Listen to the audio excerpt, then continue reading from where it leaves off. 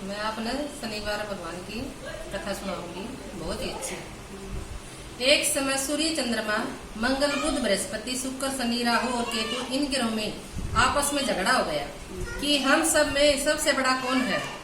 सब अपने आप को बड़ा कहते थे।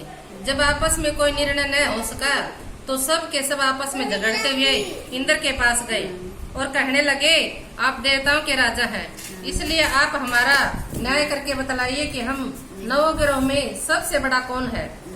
राजा इंद्र उनका प्रश्न सुनकर घबरा गए और कहने लगे, मुझ में यह सामर्थ्य नहीं है जो किसी को बड़ा या छोटा बताऊं। मैं अपने मुख से कुछ नहीं कह सकता हूँ। हाँ, एक उपाय हो सकता है। इस समय पृथ्वी पर राजा विक्रमादित्य दूसरों के दुखों का निवारण करने वाले हैं, इसलिए तुम सब मिलकर उन्हीं के पास जाओ, वही तुम्हारे दुखों का निवारण करेंगे। यह सुनकर सभी ग्रह देवताएं चलकर भूलोक में राजा विक्रमादित्य की सभा में जाकर उपस्थित हुए और अपना प्रश्न राजा के सामने रखा। राजा उनकी बात सुनकर बड़ी चिंता में पड़ गए कि मैं अपने मुख से किसको बड़ा किसको छोटा बताऊं। जिसको छोटा बताऊंगा वही क्रोध करेगा। परंतु उनका झगड़ा निपटाने के लिए उन्होंने एक उपाय सोचा कि सोना, चांदी, कांसा, पीतल, सीसा, रांगा, जस्ता, भ्रक और लोहा 9 धातुओं के 9 आसन बनवाए। सब आसनों को क्रम से, जैसे सोना सबसे पहले और लोहा सबसे बाद में बिछाए। इसके बाद राजा ने सब ग्रहों से कहा, आप सब अपने अपने आसन पर बैठिए। जिसका आसन सबसे आगे है वह सबसे बड़े और जिसका आसन सबसे पीछे वह सबसे छोटा जानिए। क्योंकि लोहा सबसे पीछे था और वह शनिदेव का आसन था, इसलिए शनिदेव ने समझ लिया कि राजा ने मुझको छोटा बना दिया है। इस पर शनिदेव को बड़ा क्रोध आया और कहा, राजा तू मेरे पराक्रम को नहीं जानता। सूर्य एक शशि पर 1 महीना, चंद्रमा 2.25 दिन, मंगल 1.5 महीना, बृहस्पति 13 महीने, बुध और शुक्र 1 महीने, परंतु मैं एक राशि पर 2.5 अथवा 7.5 साल तक रहता हूँ। बड़े बड़े देवताओं को भी मैंने भीषण दुख दिया है। राजा सुनो, राम जी को 7.5 आई तो वनवास हो गया। रावण पर आई तो राम और लक्ष्मण ने सेना लेकर लंका पर चढ़ाई कर दी, रावण कुल का नाश कर दिया। हे राजा, अब तुम सावधान रहना। राजा कहने लगा, जो कुछ भाग्य में होगा देखा जाएगा। उसके बाद अन्य ग्रह तो प्रसन्नता के साथ चले गए, परंतु शनिदेव बड़े क्रोध के साथ वहां से गए। कुछ काल व्यतीत होने पर राजा को 7.5 की दशा आई तो शनिदेव घोड़ों के सौदागर बनकर अनेक सुंदर घोड़ों सहित राजा की राजधानी में आई। तब राजा ने सौदागर के आने की खबर सुनी तो अपने असौपाल को अच्छे घोड़े खरीदने की आज्ञा दी। असौपाल ऐसी नस्ल के घोड़े देखकर उनको मूल्य सुनकर चकित हो गया और तुरंत ही राजा को खबर दी। राजा उन घोड़ों को देखकर एक अच्छा सा घोड़ा चुनकर सवारी के लिए चढ़ा। राजा के घोड़े के पीठ पर चढ़ते ही घोड़ा जोर से भागा। घोड़ा बहुत दूर तक एक बड़े जंगल में जाकर राजा को छोड़कर अंतर ध्यान हो गया। इसके बाद राजा अकेला जंगल में भटकता फिरता रहा। बहुत देर के बाद राजा ने भूख और प्यास से दुखी होकर भटकते भटकते एक ग्वाले को देखा। ग्वाले ने राजा को प्यास से व्याकुल देखकर पानी पिलाया। राजा की उंगली में एक अंगूठी थी। राजा ने वह अंगूठी निकालकर प्रसन्नता से ग्वाले को दे दी और शहर की ओर चल दिया। राजा शहर में पहुंचकर एक सेठ की दुकान पर जाकर बैठ गया और अपने आप को उज्जैन को रहने वाला तथा अपना नाम वीका बताया। सेठ ने उसको एक कुलनी मनुष्य समझकर जल आदि पिलाया। भाग्यवश उस दिन सेठ की दुकान पर बिक्री बहुत अधिक हुई। तब सेठ उसको भगवान पुरुष समझकर भोजन कराने के लिए अपने साथ ले गया। भोजन कराते समय राजा ने आश्चर्य की बात देखी कि खुट्टी पर हार लटक रहा है और वह खुट्टी उस हार को निगल रही है। भोजन के बाद कमरे में आने से जब सेठ को कमरे में हार न मिला तो सबने यह निश्चय किया कि सिवाय वीका के और कोई इस कमरे में नहीं आया, अतः अवश्य ही उसी ने हार चोरी किया है। परंतु वीका ने कहा, हार मैंने नहीं लिया है। इस पर 5-7 आदमी इकट्ठे होकर उसको फौजदार के पास लाए। फौजदार ने उसको राजा के सामने उपस्थित कर दिया और कहा, यह आदमी तो भला प्रतीत होता है, चोर मालूम नहीं होता, परंतु सेठ का कहना है कि इसके सिवाय और कोई घर में नहीं आया, अवश्य ही चोरी इसने की है। तब राजा ने आज्ञा दी कि इसके हाथ पैर कटवाकर चौरंगिया किया जाए। राजा की आज्ञा को तुरंत पालन किया गया और वीका के हाथ पैर काट दिए।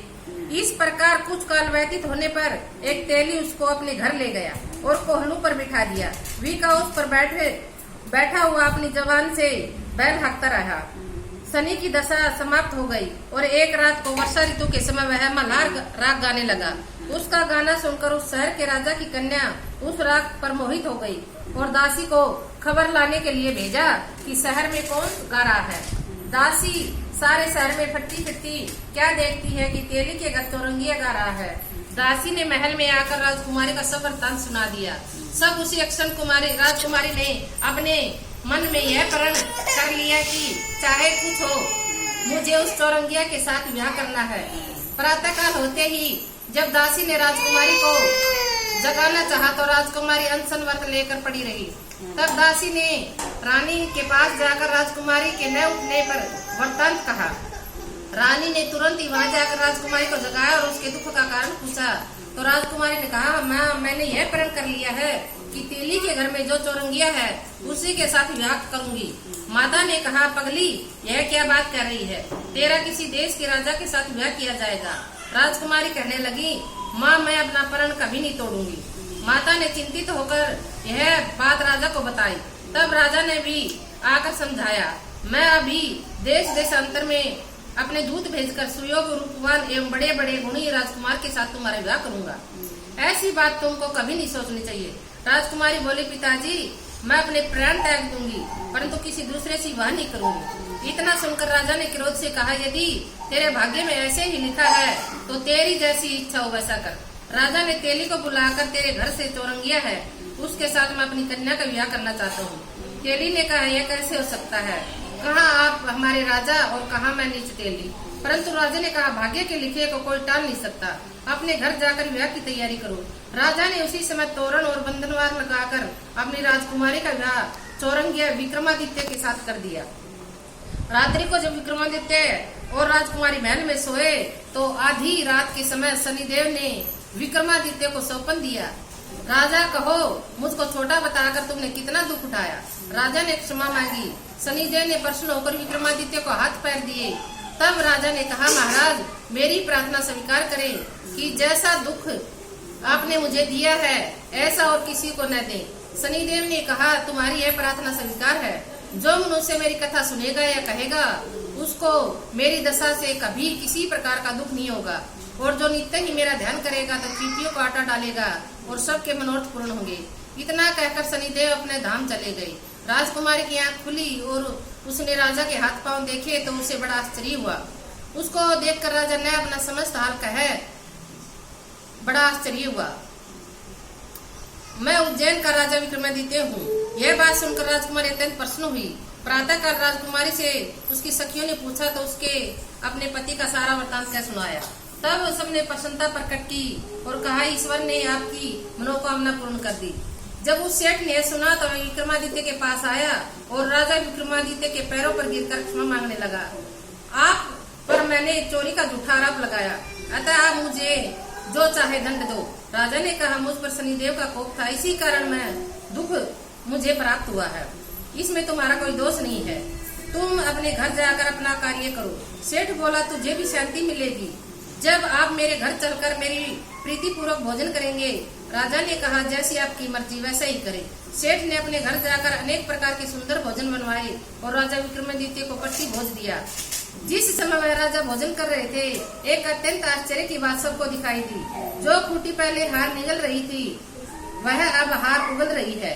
जब भोजन समाप्त हो गया तो सेठ ने हाथ जोड़कर बहुत सी मोहरे राजा को भेंट की और कहा, मेरे श्री कंवरी नाम एक कन्या है, उसका पानी ग्रहण आप करें। इसके बाद सेठ ने अपनी कन्या का विवाह राजा के साथ कर दिया और बहुत सा दान दहेज आदि दिया। इस प्रकार कुछ दिनों तक वहाँ निवास करने के बाद विक्रमादित्य ने शहर के राजा से कहा, अब मेरी इच्छा उज्जैन जाने की है। फिर कुछ दिन के बाद विदा लेकर राजकुमारी मन भावनी सेठ की कन्या श्री कंवरी तथा अनेक दास दासी रथ और पालकियों सहित विक्रमादित्य उज्जैन की तरफ चले। जब शहर के निकट पहुँचे और पूर्ववासियों ने राजा के आने का समाचार सुना तो समस्त उज्जैन की प्रजा अगवानी के लिए आई। तब बड़ी प्रसन्नता से राजा अपने महल में पधारे। सारे शहर में बहुत बड़ा महोत्सव मनाया गया और रात्रि को दीपमाला की गई। दूसरे दिन राजा ने शहर में यह घोषणा कराई, शनि देवता सब ग्रहों में सबसे बड़ा है। मैंने इसका छोटा बताया था, इसलिए मुझको यह दुख प्राप्त हुआ है। इस कारण सारे शहर में सदा शनिदेव की पूजा तथा कथा होने लगी। राजा और प्रजा अनेक प्रकार के शुभ भोगते रहे। जो कोई शनिदेव की कथा को सुनेगा उसके शनिदेव की कृपा से सब दुख दूर हो जाएंगे। जय श्री शनिदेव।